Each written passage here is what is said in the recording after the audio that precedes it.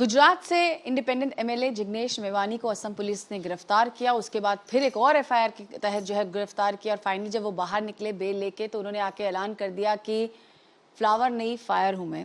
जिग्नेश मेवानी जी हमारे साथ हैं। ये पुष्पा का रूप आपने क्यों धारण कर लिया है? लड़ना पड़ेगा इनके खिलाफ।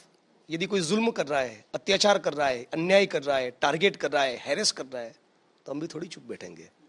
और असम के न्याय तंत्र ने जिस प्रकार का कमेंट किया, असम की पुलिस और सरकार को अपने चरित्र के बारे में सोचना चाहिए। उन्होंने साफ तौर पे मेरे बेल ऑर्डर में लिखा है कि जिग्नेश मेवानी को गैर कानूनी तौर पे लंबे वक्त तक जेल में डालने के लिए ही ये फर्जी एफआईआर किया है। तो आपको क्यों एफआईआर करना पड़ रहा है? 2500 किलोमीटर दूर मैं गुजरात में बैठा हूं। आसाम की पुलिस की, आसाम की सरकार की, मोदी साहब की, पीएमओ की ये प्रायोरिटी है।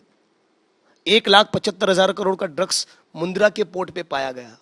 वहां तो कभी गौतम अदानी साहब का इन्वेस्टिगेशन नहीं हुआ, कभी उनको कोई सवाल नहीं पूछा गया। 22 एग्जाम का पेपर लीक हुआ, उसमें कभी कोई ठोस कार्रवाई नहीं हुई। एक महिला कार्यकर्ता ने, जो दलित समाज से बिलोंग करती है गुजरात में, भाजपा के मंत्री के खिलाफ बलात्कार का इल्जाम लगाया। उसकी कोई पूछताछ नहीं, कोई एफआईआर नहीं, कोई गिरफ्तारी नहीं, इस्तीफा भी आप उसका नहीं ले रहे हो। और मैं प्रायोरिटी हूं आपकी। वो ट्वीट जिसमें मैंने शांति और अमन बनाए रखने का अपील किया, और मोदी साहब को यदि इस बात का बुरा लगा कि मैंने कहा कि वो गोडसे को भक्त है, तो खारिज कर दे कि मैं नहीं हूं, मैं गोडसे का भक्त। बोल देना, कौन सा पाबंदी उनके ऊपर? लाल किले की प्राचीर पे चढ़कर बोले गोडसे मुर्दाबाद। पार्टी के प्रवक्ताओं को बोल दे कि सारे चैनल में कह दे, कमीज इल्जाम को खारिज करते हैं, गोडसे के भक्त नहीं है। गांधी जी का चश्मा उठाकर स्वच्छता का कैंपेन करना है, गुजरात में महात्मा का मंदिर बनवाना है, अहमदाबाद के साबरमती आश्रम को रिनोवेट करने का नाटक करना है। हाँ, और जब गुजरात आ रहे दंगे हुए तो वहां शांति और अमन का अपील नहीं करना। और यदि कोई आपको ये कह रहा है शांति और अमन का अपील करो, उसमें एफआईआर कहां से बनता है? महिला को आगे करके दूसरा एफआईआर किया, इतनी कायरता, शर्म आनी चाहिए।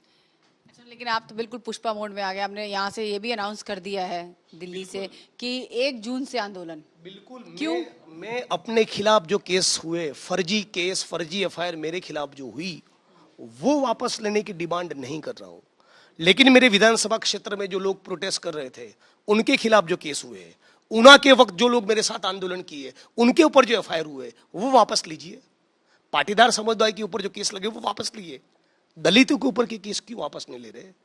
ये जो पूरा ड्रग्स आ रहा है, गुजरात के लोगों की रगों में खून के बजाय ड्रग्स को आप भरना चाह रहे हैं, उसमें जांच क्यों नहीं हो रही है?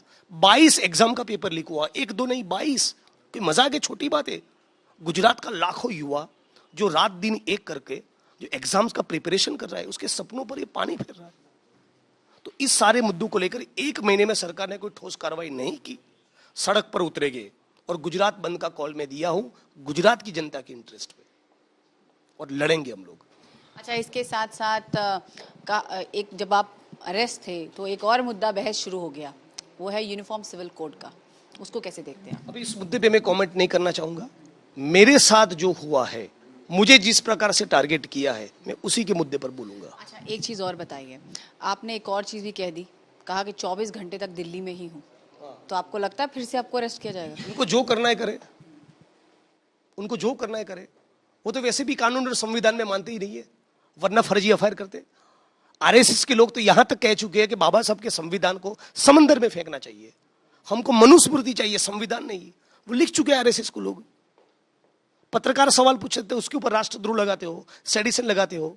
कोई ह्यूमन राइट्स का काम करने वाले एक्टिविस्ट या लॉयर हो, उसको भी जेल में डाल रहे हो। आपने हार्दिक को भी जेल में डाला, कन्हैया को जेल में डाला, मुझे जेल में डाला, अखिल गोगोई को जेल में डाला। आपने ये भी कहा कि कॉन्स्पिरेसी है मेरे खिलाफ बर्बाद करने की। सर, ये बेल का जो ऑर्डर है, उसके अंदर से ही साफ तौर पे दिख रहा है कि जिग्नेश मेवानी को गैर कानूनी तौर पे जेल में डाले रखने के लिए ही केस किया है। तो इट्स अ कॉन्स्पिरेसी।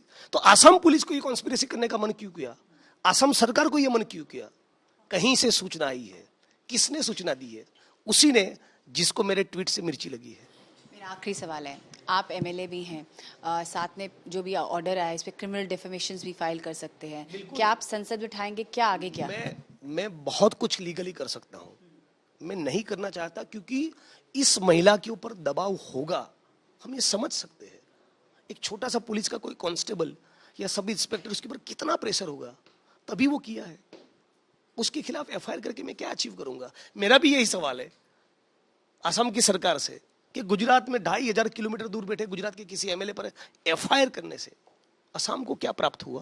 असेंबली में उठाएंगे मुद्दे को। असेंबली में उठाएंगे, सड़कों पर उठाएंगे, हर जगह पे हर मंच पे उठाएंगे। लेकिन इस प्रकार से जो उन्होंने मुझे टारगेट किया है, गुजरात और पूरे देश की जनता देख रही है। और इतना थू थू हुआ, उसके बावजूद भी सॉरी करने के बजाय इस बेल ऑर्डर को आप ऊपर कोर्ट में, हाई कोर्ट में चैलेंज कर रहे हो, इससे ज्यादा शर्मिंदगी की बात क्या होगी? तो पहले से ही जो है उन्होंने कह दिया था कि मैं फ्लावर नहीं हूँ, फायर हूँ, और उसी तेवर में नजर आए इस समय जिग्नेश मेवानी हमसे बात करते हुए। कैमरा पर्सन संजय कुमार के साथ मैं सुप्रिया भारद्वाज।